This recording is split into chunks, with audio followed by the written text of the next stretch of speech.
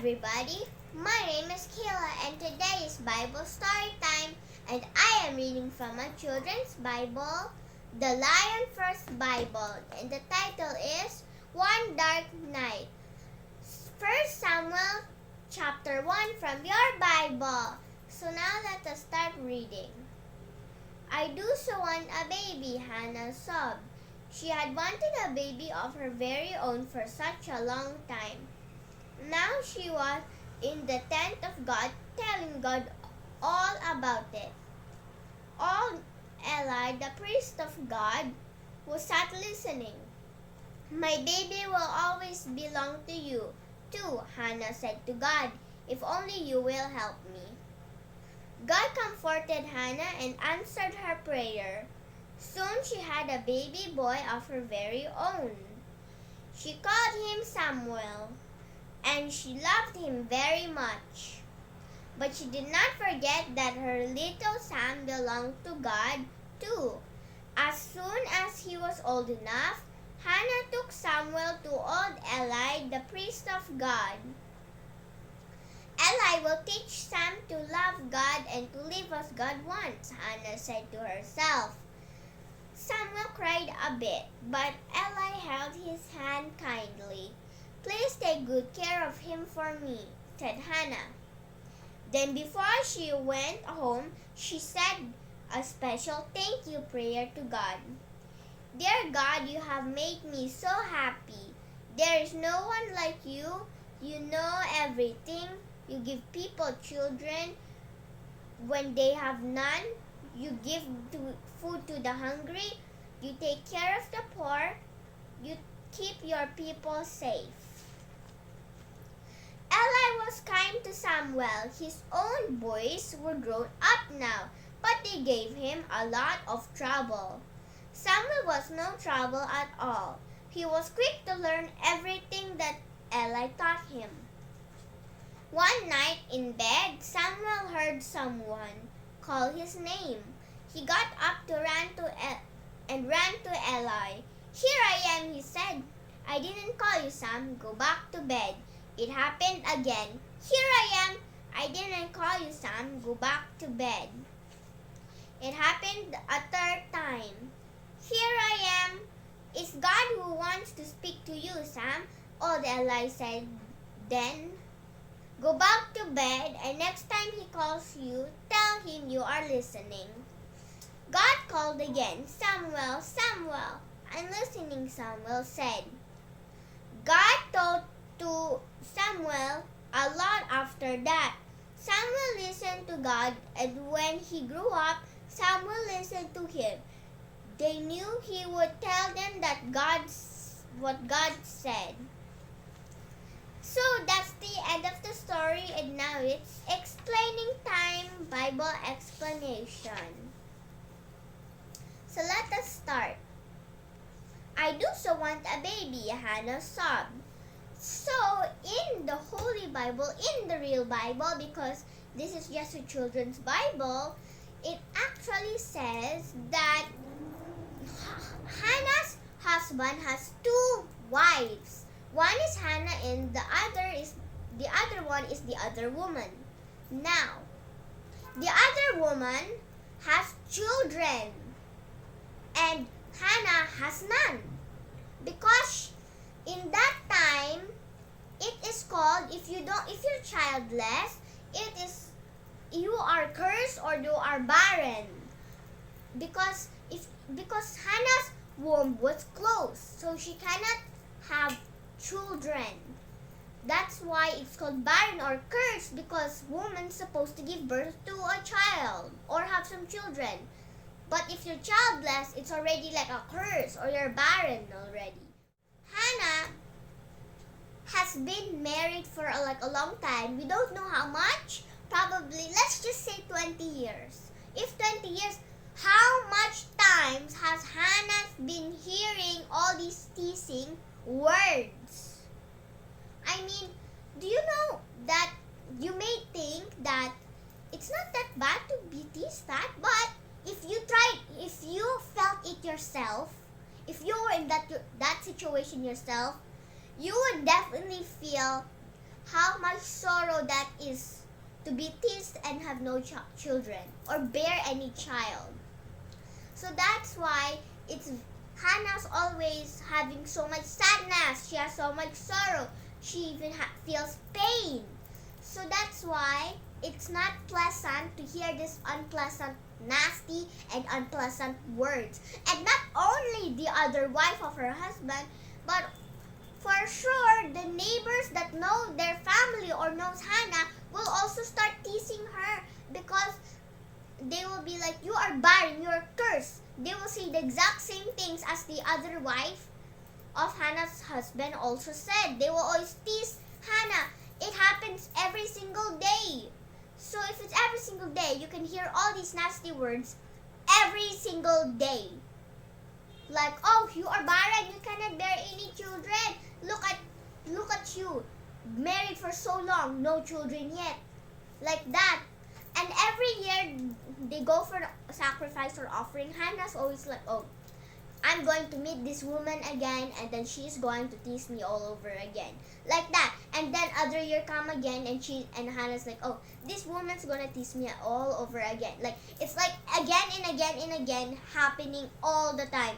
Every single year that happens.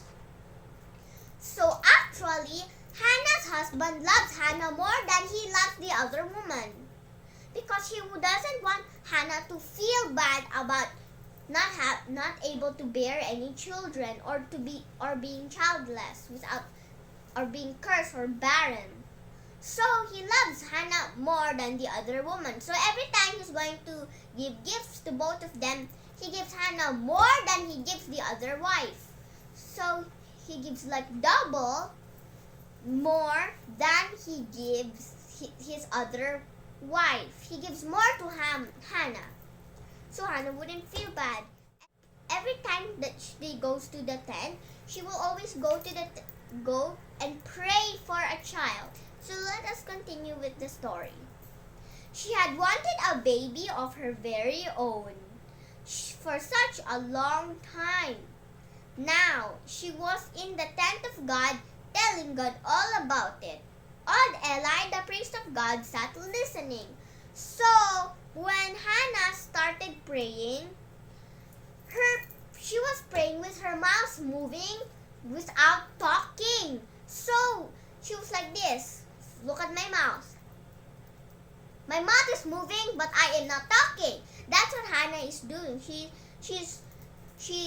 is moving her mouth without talking. So old Eli thought she was drunk, because if you're drunk, then you're going to do something that you don't know what you're even doing. So she thought she was drunk, because she was like, what is she doing? Why is she moving her mouth? Something wrong, what happened? So that's why he thought she was drunk, because if you went somewhere and you saw a person moving their mouth without talking, that'd be weird, right? It would be really weird. But it doesn't mean that they're drunk. So when Eli asked Hannah if she was drunk, Hannah said, no, I am not drunk, and I wouldn't even drink wine in the morning. Like, who would drink wine in the morning? Like, people mostly do that at night. That's why she said that, and of course she said, I am not drunk. She told Eli all about the sorrow, the pain, and that she told him that she really, really wants a child, but she cannot bear any children, or even a single child. And then this is the promise of Hannah. My baby will always belong to you too, Hannah said to God, if you only will help me. So Hannah has faith in the Lord. She has faith that God will give her a child.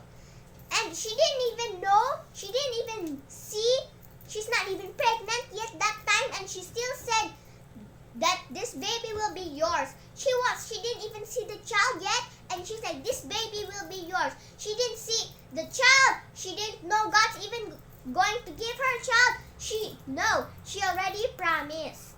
So that is faith. Faith, again, is you believe in something you cannot see. Like we have faith in God, we believe in God, But we cannot see God because He's spirit. Because He's spirit, He doesn't have a physical body, so we cannot see Him. So that's what phase of Hannah is. She's already promising. She doesn't even see the children or see her child yet, but she already promised. So, now let us continue. God comforted Hannah and answered her prayer. Soon she had a baby boy of her very own. She called him Samuel, and she loved him very much. But she did not forget that her little Sam belonged to God too. As soon as he was old enough, Hannah took Samuel to old Eli, the priest of God. See, Hannah did not forget her promise. Like us human, like us, all of us here on this planet. For sure we have broken a promise before. Now all of us should be like Hannah because Hannah kept her promise.